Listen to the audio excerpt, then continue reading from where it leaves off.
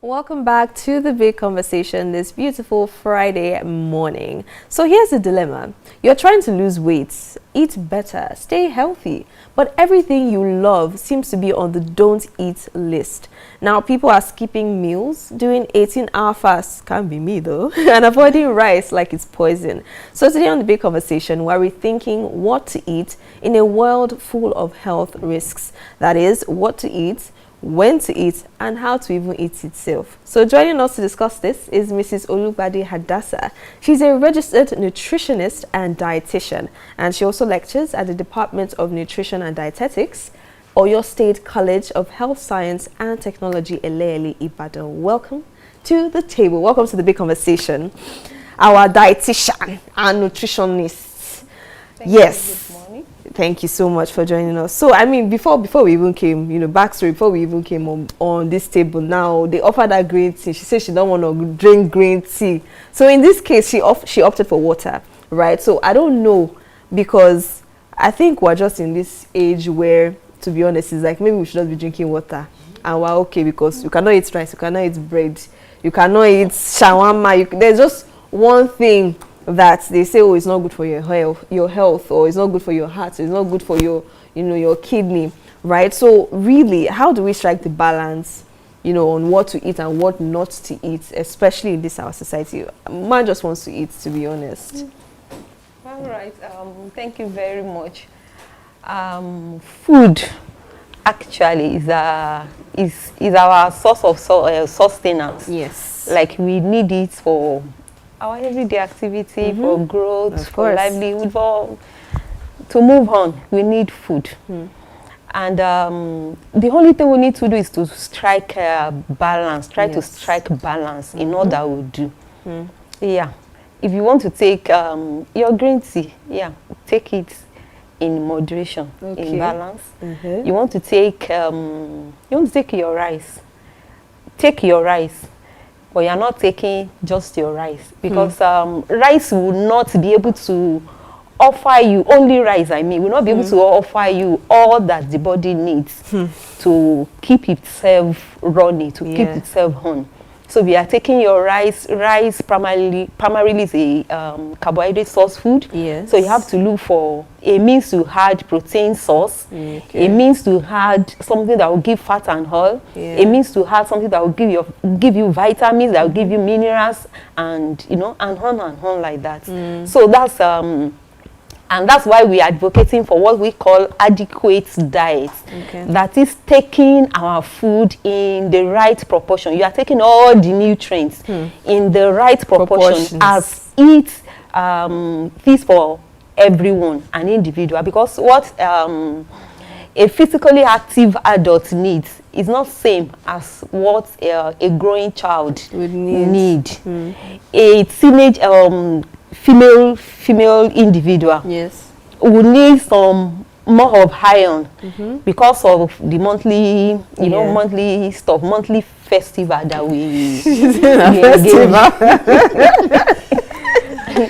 and whereas a 5-year-old toddler will need more of protein because of they expend so much energy. They want to explore, they want to be here, they want to be there. They need a lot of these nutrients in order to cope. And at that point, we are still talking their on brain development, their cognitive development. So they need a lot of things that will help them function maximally. So this is what we're actually talking about. Not that we won't eat our food, but we want us to eat it in the right way. At least in the right proportions. In the right proportion. In the right ways. I don't know, there was this video I saw recently where it was this lady, she was comparing like all our roadside foods to how much calories they have, like puff puff, egg buns, the street side bread and beans, and it seemed like all of them were very high in calories, right? And we see, for example, you had mentioned eating in the right proportions. For a site worker or a laborer, they will say do handful of rice, you know, but we see them eating, you know, maybe bread and, you know, any carbonated drink or fufu, nothing. And to be honest, they look fit in quotes because they are also expelling, you know, the energy, right? So how do we now marry all of that? They are not particularly eating healthy, or it seems like they might not be eating healthy, but they also look okay. All right. They actually need all of that because of the activity they are engaging in. So they will definitely burn the calorie, but there's what we call eating hunger. Though they are taking, you know, they are having calorie. Yeah. But sometimes they will be missing out some minerals intake, like vitamins and minerals I talk about. Okay. And you know, vitamins and minerals, what they do goes beyond filling the stomach. Sometimes when you don't even take them, they don't really fill stomach like that. Okay. But they have their underlying things that they do for us, like in helping to boost our immunity. That's those ones, they do that. And that is why most of the time when an individual continue just consumption of carbohydrates, food that are high in calorie, because they are expending the energy, you may not see them become you know, big, obese. Okay. You may not see them become that. But then internally the body keep demanding for that. So, and over time, once if this is lacking, over time you see some diseases, you see some illnesses coming up, like pellagra. You can just see skin issue. You'll be like, where is this coming from?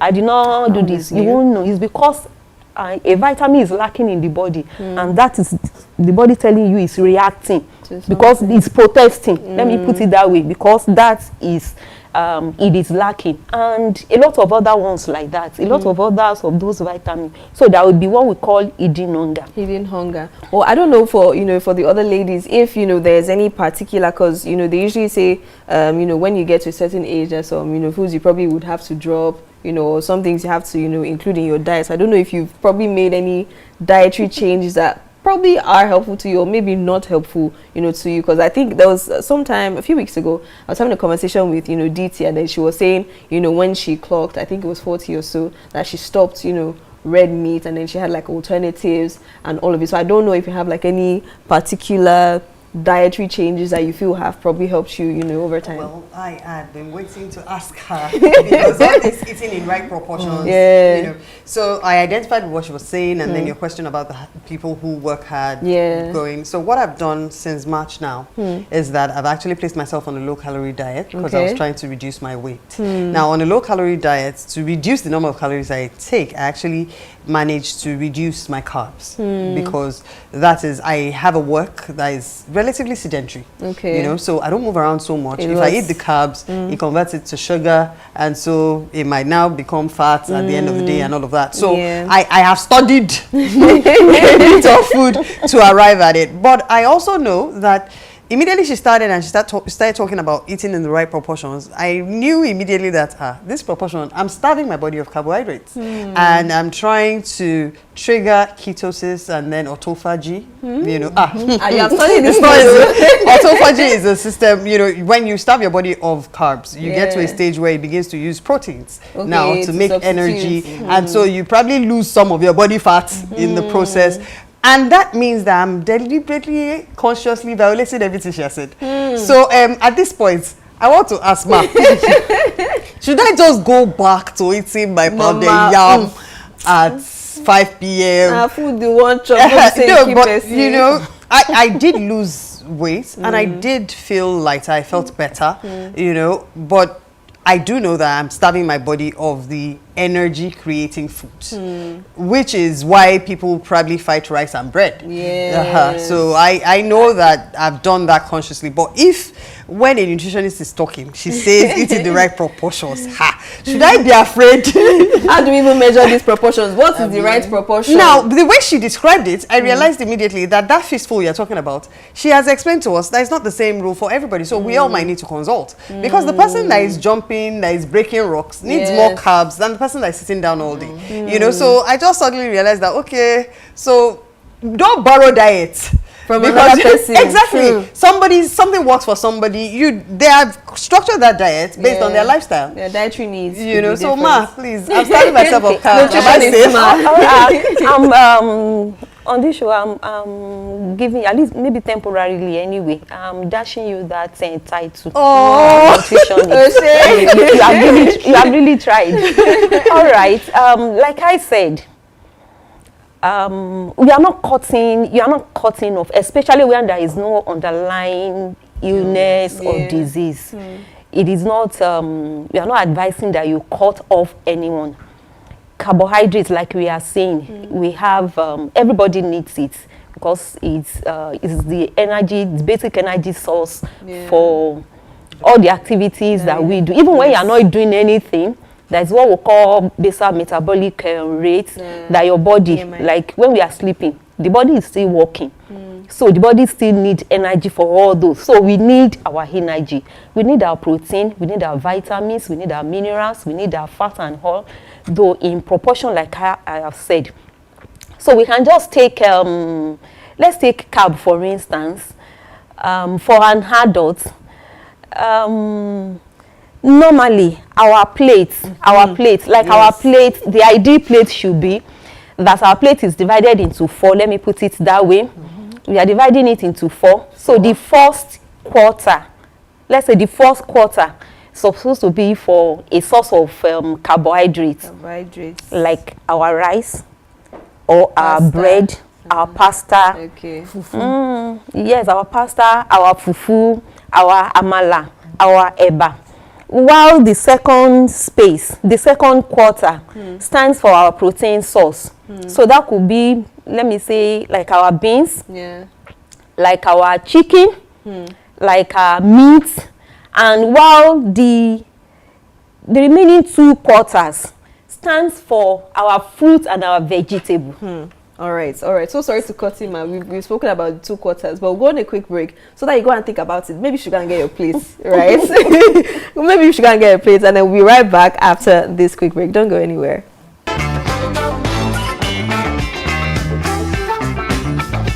All right, welcome back to the big conversation. Hope you've got your plates. This is our plates for now, Sha, but although the plate looks small, but we know that 1 quarter is for carbohydrates and the other quarter is for protein. So we'll have a nutritionist tell us about the other 2 quarters on our plates. All right. The other 2 quarters should be for our fruits and our vegetables.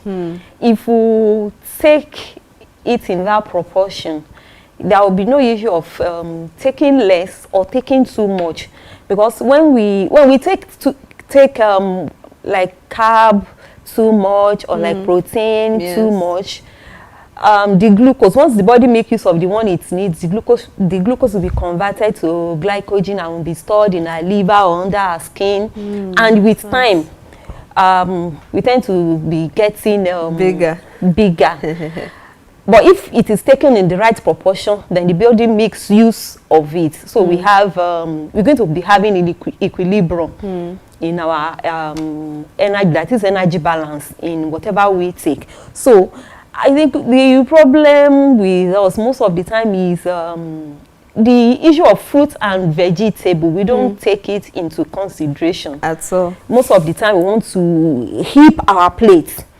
We want to ensure that it is well full, and then we now later it's like an afterthought for us to take our fruit or to take our vegetable. If we are taking all of it together, we won't be having some of the issues that we are having. So our fruit and our vegetables supposed to go along with our food. If you put your cabbage at one side, and probably we have amaranthus at this other side. And amaranthus like vegetable, spinach. Okay. Yes. Sorry about it. And spinach. Wow. We have this vegetable, and thank God for this season. We have them all around.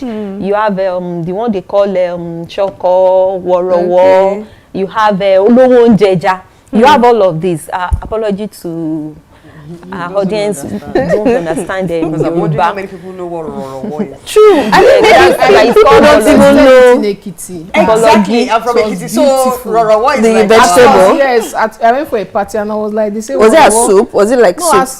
No, it's vegetable. Vegetable. It's more like water leaf, but it's a bit harder than water leaf. Thank you. I think I would say there's probably not enough awareness because aside ugu and efo, which other vegetable is there? It's the efo she's calling amaranthus. Yes. Because aside like soup, vegetable, right, and maybe regular fruit, I think maybe people just think maybe eating healthy is for the rich, right? That is expensive to have to buy. By the time you say buy cabbage or buy broccoli or buy, you know, it probably would just be expensive, to be honest.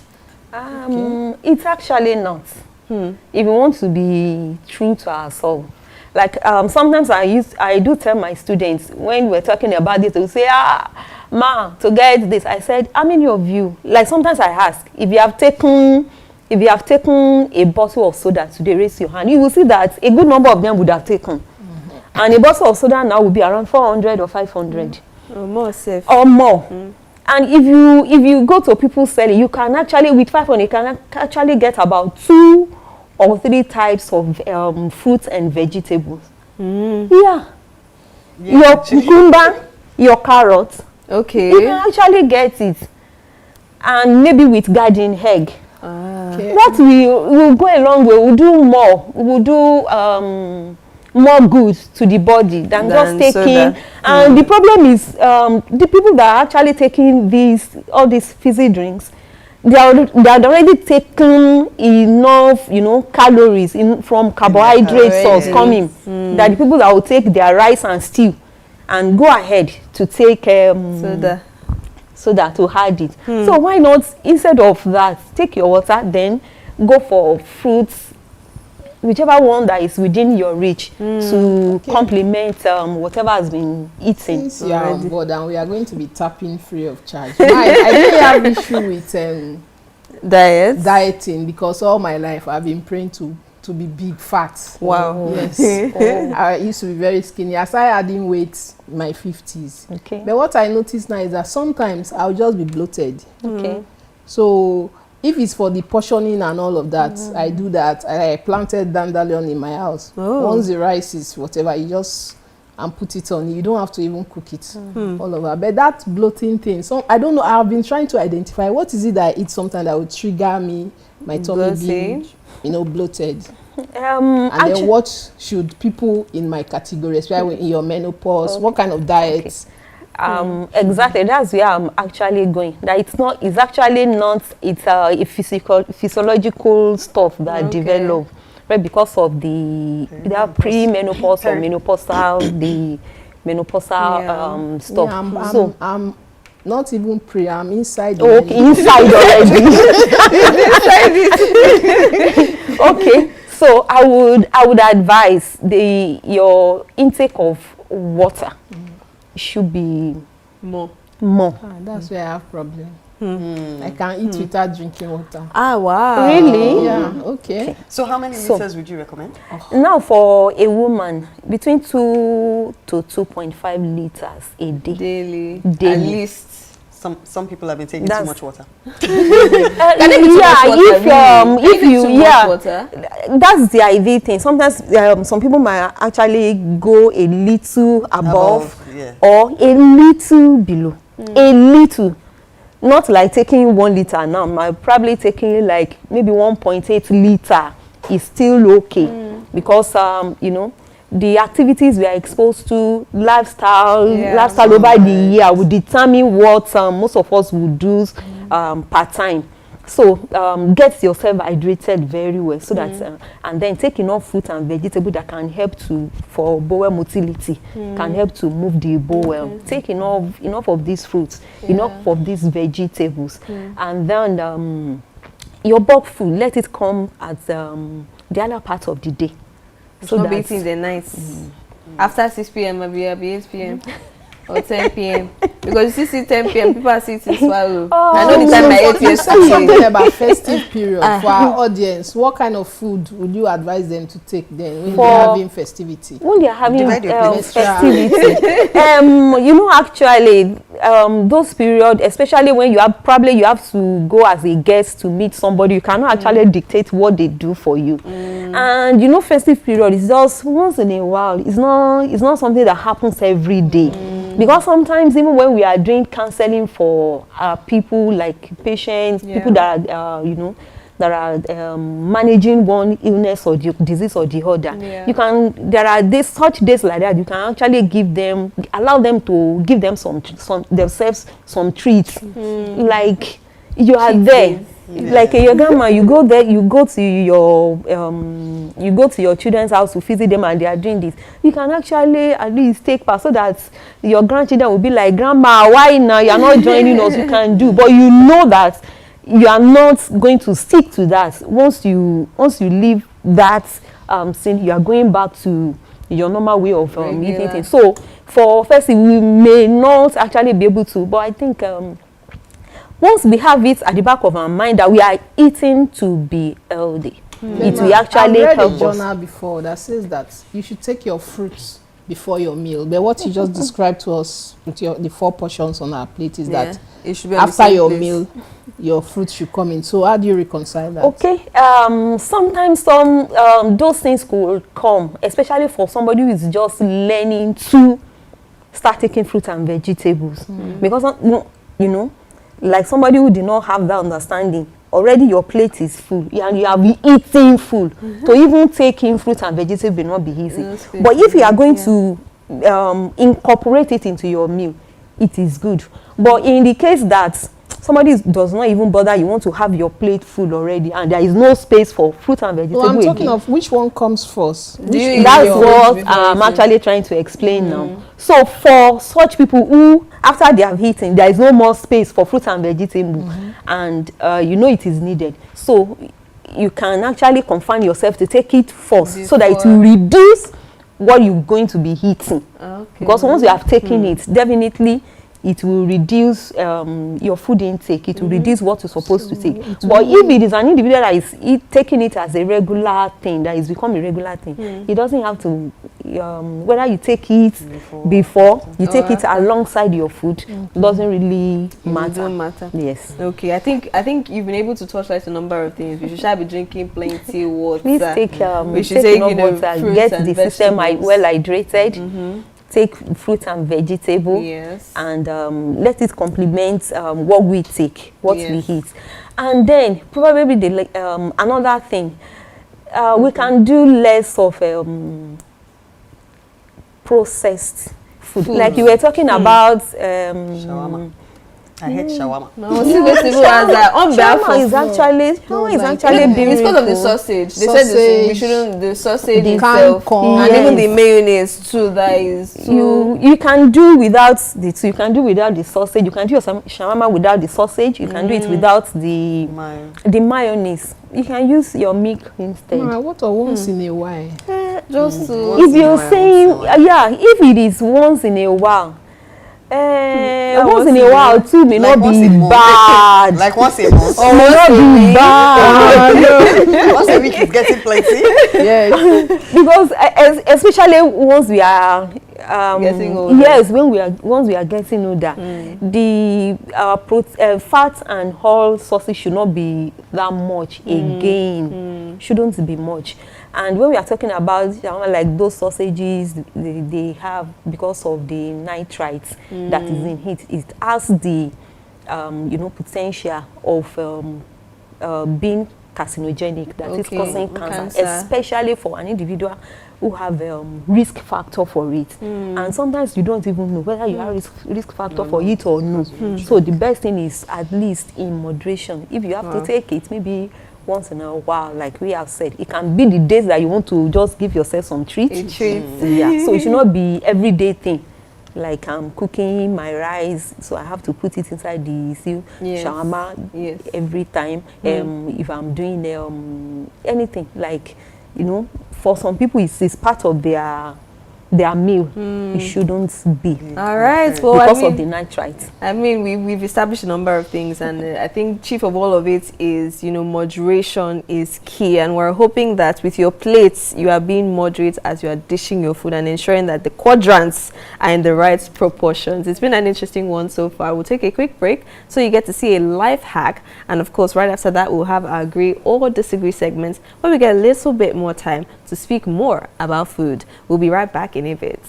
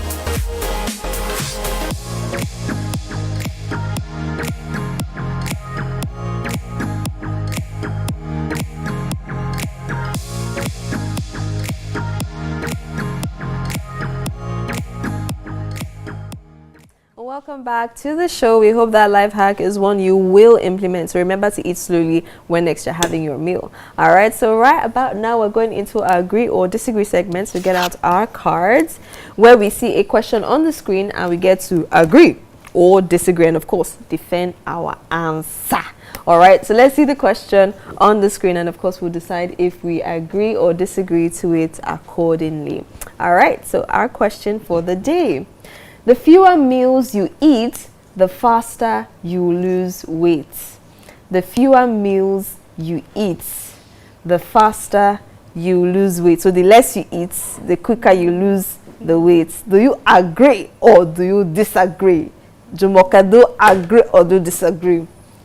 You disagree? Defend your answer. Okay, I disagree because it depends on what you're eating. Yes. Okay. So if you have a normal size place that you divided up in 4 places, yes, of course, the fewer meals you eat, the faster you lose weight. But if that's one meal, you have pounded yam on this side, yes, you have rice on the other side, you know, yes, all this shawarma with the mayo. Yes. If that one meal is everything you are supposed to be eating in moderation being overloaded on your plate, yes, you're not losing any weight. You're not piling up the food. Yeah. So knowing how and what to eat is more important than frequency. Yes. Okay. Our nutritionist, do you agree or disagree that the fewer meals you eat, the faster you lose weight? Yeah, I actually agree. Because I feel if you get to the point of eating a fear of the ideal things, you lose weight. Yes, you tend to calm down. Like she said that she reduced our carb intake, and that's actually helped to to bring our weight down. So it will actually help. Well, I disagree. So I'm with Jumoke on this one because truly you could eat, because we see people doing intermittent fasting, right? Or they want to reduce, maybe they will do 101 or 110, right? So you could eat maybe even once a day, but that once that you are eating could be times, do you understand? It's vex eating. It would be much more than what you would have ordinarily eaten at a single go, right? So to be honest, you could just even multiply. That's what I think anyways, and nutritionists have spoken bets. I think that's what we're here to learn today. So yes, I disagree on that one. Do you agree or disagree? The fewer meals you eat, the faster you lose weight. I also disagree. Okay. Because I can eat fewer, the food on my plates can be fewer every day if they are loaded with carcinogenic elements, like she just said. That means I'm loading myself with things that are even injurious to my body. Okay. And I might not just be losing weight. Can even lead to something else. So I don't agree. So I don't agree? Yeah. But our nutritionist still wants to defend answer. Yeah. What I want to say is talking about skipping of meal. We know that that's not the ideal. Yeah. Why will you skip meal normally? Except then the intermittent fasting. It's like a therapeutic regimen. It's not what anybody should just jump into like you want to do. Yes, it is therapeutic, which you must do for a particular reason, and there is need to be like a counseling on that. Yes, before you embark on it. But if you are taking and you are not skipping meal, you are not skipping breakfast because you want to lose weight. No, you can still take your breakfast. Do your breakfast. Yes. Take ideal things, because breakfast is actually very important. It's yes, it's very important than even the other ones. Because if you skip meal, then when you want to eat, like she said, you will vex. Yes, you will take more than necessary. But if you take your meal, your breakfast as you ought to take it, it will actually help you to even wait for afternoon to come to take the ideal ones that you're supposed to take, and then what we ought to take in the night. Absolutely. Because we actually, once we wake up in the morning, we are up and going here and that. We need the energy. And what we took last night, majority of it has actually been used. Like I told us, even when we sleep, the body still working, so it's consuming energy. So we have actually used the energy. We are maybe we have few left. So in the morning, it's like we are breaking our fast. We are supplying the body with energy that's supposed to use to run the activity of the day. Amazing. So it's very, very important. Yes, thank you so much. I think we've heard so many wise words from you, but we also have our wise words on the web. So let us see what our wise words on the web is for today's food show. All right.